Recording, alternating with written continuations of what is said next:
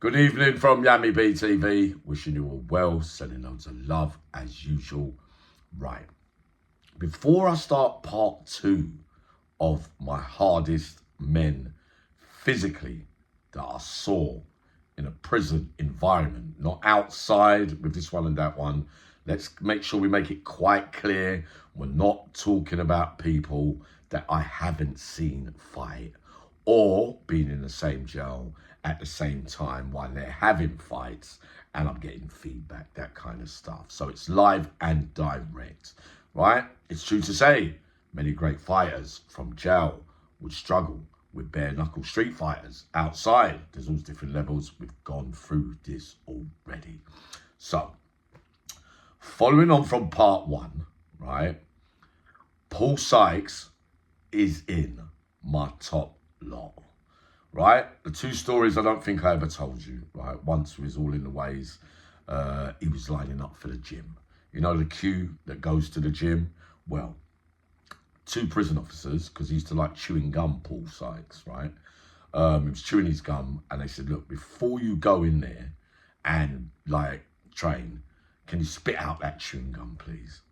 Well, Paul Sykes took offence to it and just went crash, crash, crash, crash, crash. And he wasn't like young at that age either. So that's what I say about this age thing sometimes. It don't really matter. You see what I mean? To certain man. We all got to get old, and then the more you fight, you know, there's more chances that you're going to lose at some stage. It must accept that. There was no one that was ever went their whole life unbeaten, though there is men out there who could say that they haven't lost in a physical battle yet from jail. But he knocked both of them clean out in the ways, right? So that argument was over chewing gum. The other one was in Hull, right? When he used to squat, right, Paul Sykes wouldn't squat. He wouldn't, because he was kind of tallish, isn't it? I mean, no, he used to just mix up his training. We know that he was strong and powerful, mixed with his fitness as well, right? They walked up to him in the gym, right? Screws again. And said to him, nah, you're not squatting properly, mate. You need to take this bit off and you need to lower the bit onto the bit to make it balance out properly. He took offence to that even, right? And knocked all of them out too. So I don't know if you heard about them 2 stories, but those 2 stories are fact. And those 2 stories are legendary, right? So yes, Paul Sykes, he is up there. Also from Yorkshire and Leeds, my old mucker, Frank Burley, right? Won't put Frank at the top as like the top of the tree of the elite physically, but a very powerful man on his day and very, very strong-minded as well, and wouldn't back down from no one, as you heard Tony Argent say. But to clarify, that Tony says that, you know, the story that he got was that he shot himself accidentally climbing over the wall. I'm with you lot. I do not believe that. I believe that he got shot. But that's another story. But the 2 stories, the one in Parkhurst, where we was all down there way back in the day, argument started from the gym. They went into the changing room before everybody got in there. 4 or 5 people got there. You know what it's like in there. It's like an arena where everybody wants to come and see someone lose or someone win, right?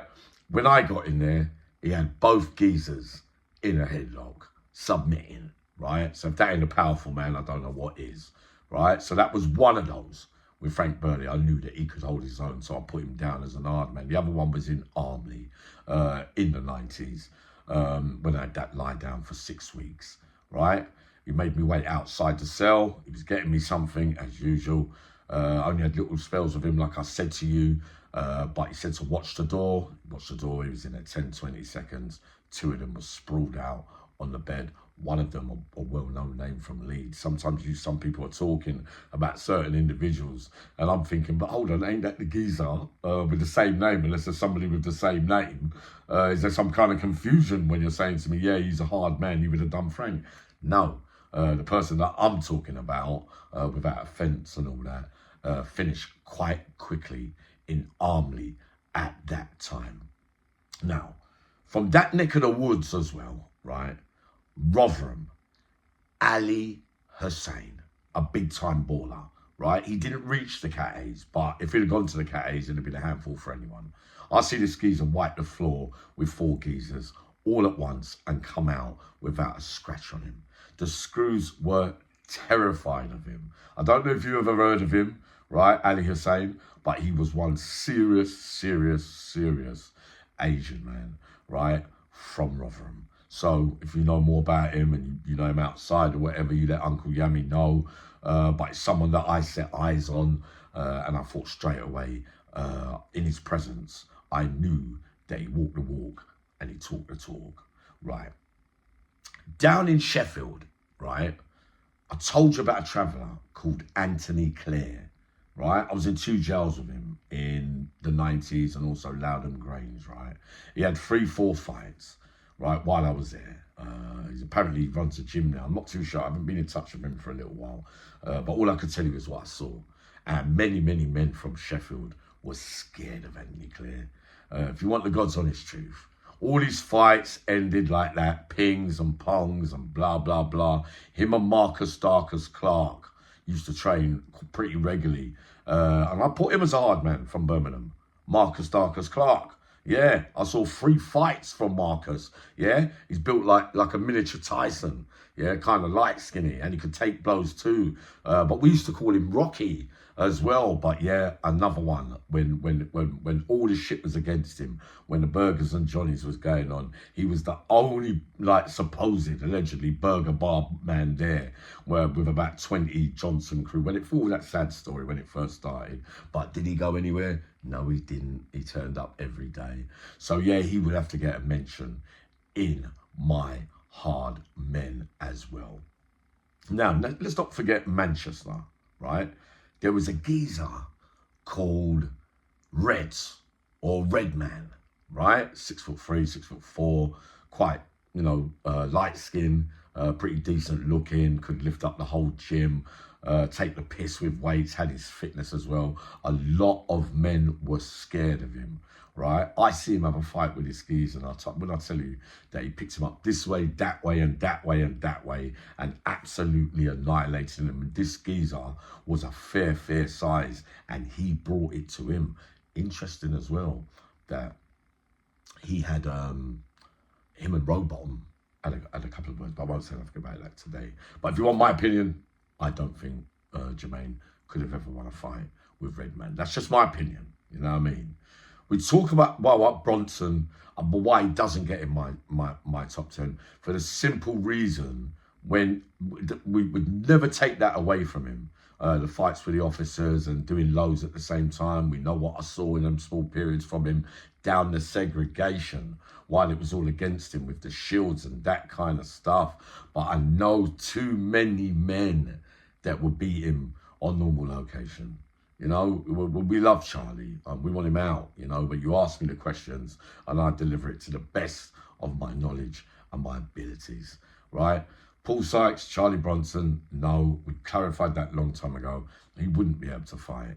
He wouldn't be able to fight with Paul Sykes. Now, if you match Build a Bomb up, in them days, a lot of talk about Build a Bomb versus Paul Sykes, right? Would have been probably the fight that everybody wanted to see, right? Let's have this real about this, because they're around about the same kind of no, I think Paul was a little bit older at that time. But I'm still gonna say that I believe Build a Bomb could have won, but can I really ever swear to that with Paul Sykes? Because Paul Sykes beat up a lot of big names. So I'm not holding back on that today. We know that Paul, there was always nemesis to certain people as well. Like I said to you, always used to say hello to Tony. He was more respectful to Tony than he was to, say, other men that you might think might be harder than Tony, if you get what I mean. But for some reason, he always seemed to want to go out of his way to please Tony, right? So that Redman from Manchester, I don't know whether some of you have met him, but it'd be interesting for you to let me know now. The hardest man that ever came out of Gloucester, as far as I'm concerned, was P.J. Maguire, right? A couple of those other names we mentioned from Gloucester, light work for P.J. Maguire. The screws, every single person that you can think of did not want to come up against PJ Maguire, and he wasn't no bully or anything. Another protector, but with those and that physical prowess. Wow. I didn't spend that much time around him, but I'm telling you, in my opinion, the hardest man to ever come out of Gloucester was PJ Maguire in the prison system, if you get what I mean. So I'm also telling you that there were things with other figures from Bristol and Gloucester that I know about, but you couldn't match up there with PJ Maguire. But yet, I would put you like as a hard man in another way, if you get what I mean. But levels to his things, as we already know. Also from Manchester, right? And they could box as well, but not the biggest, right? Casper could have a right row, mate, with his fists, right? He's had these little changing things where he didn't go training for a bit, but when he did, a bit like me in a way, Casper, turn it off for 2 months, and when he's ready, comes back, does his training, swells out really quickly. He's only a little bit taller than me, but very difficult to hit. Casper, yeah, 100%, yeah, Casper wiped the floor. You sang around with a geezer called Mully as well. What a combination they were in the Cat A's. But I put Casper up there as a fighter, boxer, come everything, if you get what I mean. And I never saw him lose any fights while I was in the Cat A's, if you get what I mean. Now, Lee Murray, you know, as we was talking about before, my part one, the video was too long. Of course, I have to mention Lee Murray. I have to mention him in the same breath as Kim Farrier, right? So with his fist as well on the street. Remember, when he was younger, there was kids, they was about 15, 16 years younger than me. But he said those little periods that he had in custody by way of remand time and that kind of stuff, he never used to take no check off nobody, and his hands were furious. So some people out there saying they reckon they could have a go with Lee Murray. Don't make me laugh. Some of those cage fighters that I've talked about in the past, I could say to you, they would have the better of him on the floor, if you get what I mean. Because there's some fighters that are cage fighters that are good like that, but on the floor in holds and everything, and I mentioned some of them already, and I know about this kind of stuff already as well. So on the floor, I've seen little things where, you know, a man that I expect to win in a fisticuff, you get wrapped up pretty easy, but yet you're good on the floor yourself. So of course, I would have to put Lee Murray in there.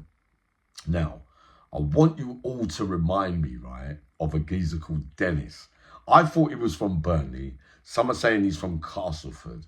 He had a few problems, dyslexia, his reading and writing, he needed help on certain things, right?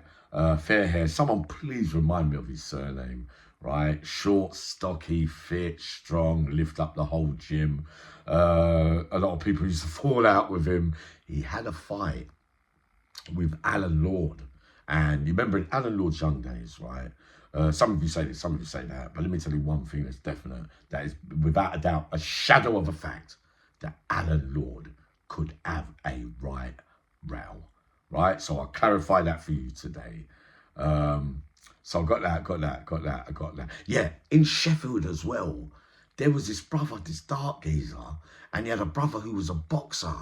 But he used to knock everybody out with one punch. I think someone remind me of his name. Like, his brother was a well-known boxer. But this brother here in jail, wow, what a force as well. So it's no good me talking about him if I can't give you his full name. But I see 2, 3 knockouts at various times from him. What a hitter he looks like as well. So if you know him, please let me know. But Anthony Clare from Sheffield stands out a million miles from me, coming from the 80s and the 90s, because he could almost slip anything and make you look silly as well. So that's my part 2 finished, as well as good to know as well that I put my nephew Quincy as one of the hardest men to ever come out of that system, inside and outside. Quincy had a lot of early amateur bouts with fighting. I never ever saw him lose a fight in a straightener, one-on-one. In fact, for his age group, a lot of people got knocked out, right? We're not here to embarrass anyone or say anything, you know. Get ready. There might be a video about me and my nephew soon. Many of you have been asking questions. Uncle Yabby will be breaking his silence and the tribes and tribulations of the shit stirrers out here and that kind of stuff. But I put Quincy Thwaites, my nephew, right, as one of the hardest for taking blows, for receiving and giving, and never backing down from nobody. In fact, put it on a lot of people in front of my very eyes, and people that could have a row, and you did not want to fight him. All right, so there's that as well. Now, we're going to talk about, just for a minute, my Brixton lot. I might as well finish it off here now, because I don't want to do it individually. But in my view, you know, one of the hardest men that I ever met, or met briefly. I spent a night in the cells with him. My son's mother's from Brixton. The legendary stories about him, rest in peace, Jimmy Bish, right? So Jimmy Bish, as far as I'm concerned, could do a bit of everything and would take on all comers as well. There's even a famous story about him meeting a well-known supposed gangster name still out here now, going on a meet and then turning up, and then the gun. He went to say, yeah, can I buy a gun? And then he turns up, gives him the gun with a box in it. But he was expecting his money, you know, like whatever it was at that time. And he just come back to the car. He just shook his head, yeah. I'll give you that money later. The kind of man Jimmy was, like, didn't really like to pay for anything either, if you get what I mean, without sounding disrespectful. But like that, physically strong, Norman Lindsay, Blue. What a fighter. Rest in peace, my boy. Died on a dance floor. But a boxer, fighter, about 6 foot, 5'11", dark. I used to get on so well with him. I was so sad and pissed off what happened to him. I think it was in Grays or somewhere like that while I was away. But this geezer could have a serious row. Norman Lindsay. So the only other one that I would put, that I see with my own eyes from Brixton, you know, to round it all off, would be Nolan Atkins. I just can't see how you can hurt him. I seen 20 screws jump on him and there's no noise. I see him every single fight that he ever had. Couple of like exchanges where but good fighters he's fighting as well. And in the end, he gets the better physically. But 85% of his fights start from scratch, fair and square. Nolan Atkins, and he'll knock you clean out. So that's my part 2. Those are my reasons why. Some of you rightly ask, Uncle Yammy, you know, like Paul Sykes, blah, blah, blah. But when you fight, if that happened with, you know, this one and that one and that one and that one and that one, we're talking different eras. I know you're going to say to me, but if they're in their primes, Yammy, come on, give it to us. Who do you think? I can't. Sometimes I can't make up my mind. I can't come up with an answer to say to you. Like, I have a feeling that somebody can do somebody and somebody might get the better of them.